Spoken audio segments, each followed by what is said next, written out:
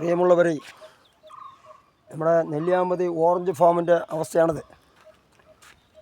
Orange farm എന്ന് പറയുന്നത് ആവശ്യത്തിന് തൊഴിലാളികൾ ഇല്ലാണ്ടോ എനിക്കറിയില്ല. പക്ഷേ ഇവിടെ നേരത്തെ ഒരു 50-40 വർഷം മുമ്പ് ഇവിടെ ഓറഞ്ച് റോട്ടിലൊക്കെ വീണ് കിടക്കുന്നുണ്ടായിരുന്നു.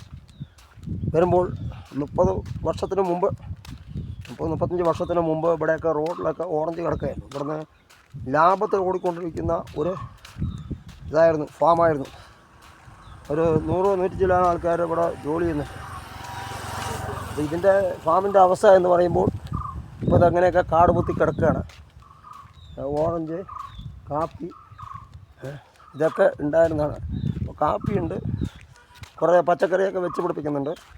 കാരണം ഇതിൻ്റെ അവസ്ഥ എന്ന് പറയുന്നത് ഏകദേശം ഒരു 10-2000 ഏക്കർ ഉള്ള സ്ഥലമാണ് ഇത്, ഈ ഓറഞ്ച് ഫാം. ഓറഞ്ച് ഫാം പരിപൂർണമായി ജനങ്ങൾക്ക് ഉപകാരപ്രദമാണോ എന്ന് ഈ സർക്കാർ ലാഭമാണോ ചോദിച്ചാൽ എനിക്കറിയില്ല. നേരത്തെയൊക്കെ ലാഭം ഉണ്ടായിരുന്നു, പിന്നെ അത് നഷ്ടത്തിലായിരുന്നു. ഇപ്പോൾ ശമ്പളം കൊടുക്കാൻ ബുദ്ധിമുട്ടാണ് തോന്നുന്നു.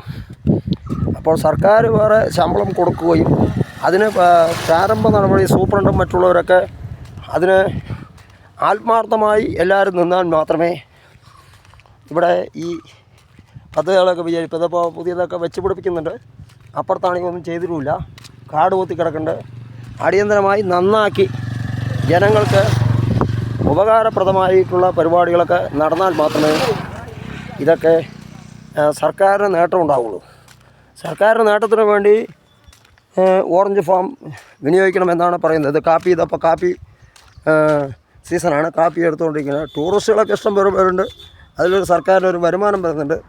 എല്ലാ മേഖലയും ആത്മാർത്ഥമായി നിന്ന് ജീവനക്കാരും ഉദ്യോഗസ്ഥന്മാരും പിന്നെ എല്ലാം നിന്നെങ്കിൽ മാത്രമേ ഇവിടെ വികസനം എന്ന് പറഞ്ഞാൽ ജനങ്ങൾക്ക് ഉപകാരപ്രദമായ കാര്യങ്ങൾ നടക്കുകയുള്ളൂ.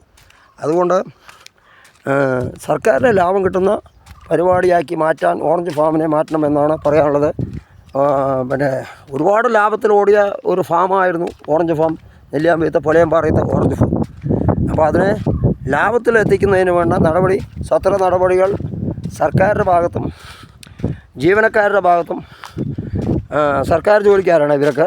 അപ്പോൾ അത് ഉണ്ടാകണമെന്നും ആത്മാർത്ഥമായി വർക്ക് ചെയ്ത് ഇതിനെ ലാഭത്തിൽ ഓടിക്കണമെന്നും ഒരിക്കൽ പറഞ്ഞുകൊണ്ട് നിർത്തുന്നു. മുൻ ഗ്രാമപഞ്ചായത്ത് മെമ്പർ ശങ്കരനാരായണൻ അറിയിച്ചു.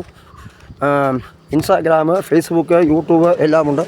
എല്ലാം ഷെയർ ചെയ്ത് പരിപാടി കണ്ട് ലൈക്ക് അടിച്ച് ഷെയർ ചെയ്യണമെന്ന് ഒരിക്കൽ കൂടി താഴ്മയോട് അപേക്ഷിക്കുന്നു. ജയ് ഹിന്ദ്.